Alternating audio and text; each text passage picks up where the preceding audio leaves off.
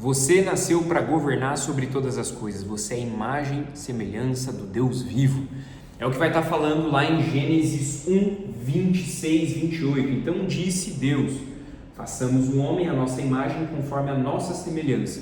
Domine ele sobre os peixes do mar, sobre as aves do céu, sobre os grandes animais de toda a terra e sobre todos os pequenos animais que se movem rente ao chão.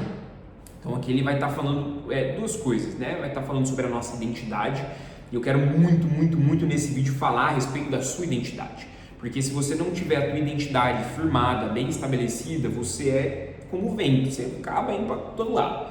Então toma cuidado com isso. E aqui ele vai falar muito sobre que nós estamos aqui para exercer governo, nós temos uma autoridade pelo fato de ser humano, tá? Vai ser confirmado isso, então a gente está lendo Gênesis 1, 26, vai ser confirmado isso em Gênesis 1, 27 e 28. E aí continua: criou Deus o homem à sua imagem. A imagem de Deus o criou, homem e mulher os criou. Então aqui ele está falando sobre identidade. Quando Deus fala que criou o homem e a mulher à sua imagem, ele está falando das características, ele está falando da identidade. Nossa identidade, ela é baseada no Criador. Então isso é muito profundo, isso é muito importante. Então não existe você falar que não consegue, que você não é capaz. Não existe esse vocabulário. Não existe você falar que que você é um gato, que você é um cachorro. Inclusive tem, nossa, esse deu um exemplo muito extremo, mas é porque eu me lembrei que existem várias ideologias de pessoas falando que é um gato, que não é um ser humano, é um animal, e ela, entre aspas, é o que ela bem entender, bem o que quiser. Então não, cara, se você fala que você é um animal, um bicho, você está se rebaixando, porque Deus criou você para ser imagem e semelhança dele.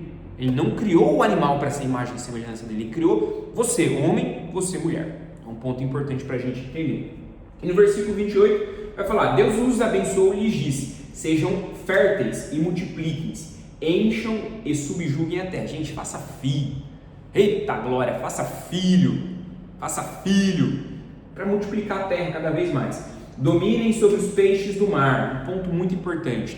Mas eu não vou fazer filho porque esse mundo está muito mal, esse mundo está perdido. Gente, só está mal, só está perdido porque pessoas boas como você não se posicionam e não multiplicam, enquanto os maus estão fazendo filho adoidado, tá? Reflita sobre isso. Dominem sobre os peixes do mar, sobre as aves do céu e sobre todos os animais que se movem pela terra. Então aqui novamente ele está reforçando o que a gente acabou de ler no versículo 1, 26, sobre a nossa identidade, sobre o nosso governo, sobre a nossa autoridade, sobre as coisas dessa terra. Eu quero puxar um pouco mais a respeito dessa questão da identidade, tá? E eu participo de alguns grupos de pessoas muito influentes, pessoas que têm inúmeros seguidores, 1 milhão, 2 milhões, 10 milhões, 20 milhões de seguidores. E é muito louco, quando você começa a estar nesses ambientes, você começa a observar as pessoas ao redor dessa pessoa que exerce grande influência, a bajulação que existe em cima dessa pessoa. E é absurdo isso, gente, porque se você entende que você é a imagem e semelhança do Criador, você não se curva para ninguém. Se você entende que você é a imagem e semelhança do Criador, você não bajula ninguém, você não idolatra ninguém, você não é fã de ninguém. Jesus, ele não quer que você seja um fã dele. Jesus, ele quer que você seja um discípulo. Jesus, ele quer que você seja um filho. Jesus, ele quer que você seja obediente. E isso é completamente diferente do fã. O que é o fã? O fã é alguém que coloca alguém num pedestal, que fica bajulando a pessoa, bajulando. Só quando um fã ele bajula a pessoa, ele é mais sobre o fã do que sobre a pessoa que está sendo bajulada.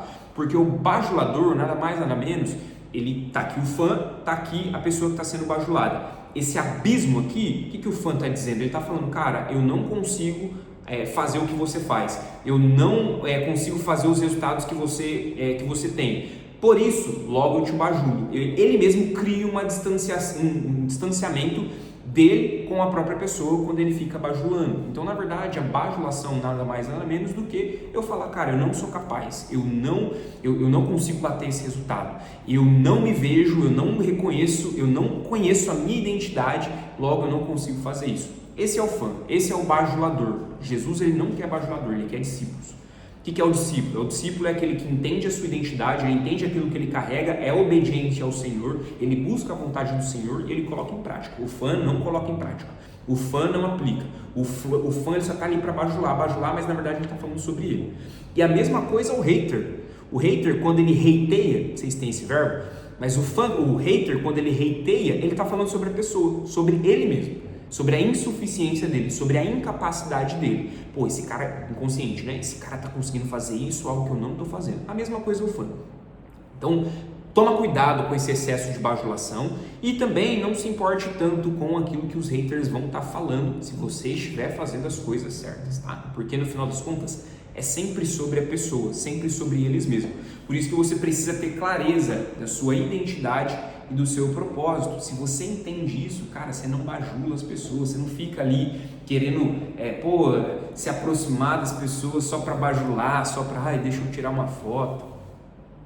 Você é a imagem e semelhança do Criador. Entenda isso, você é filho de Deus, você é filho do Deus vivo. Você não precisa bajular ninguém, tá? É uma reflexão sobre identidade. Você é ISD, imagem e semelhança de Deus. Espero que esse vídeo tenha te ajudado. Eu te encontro na próxima reflexão.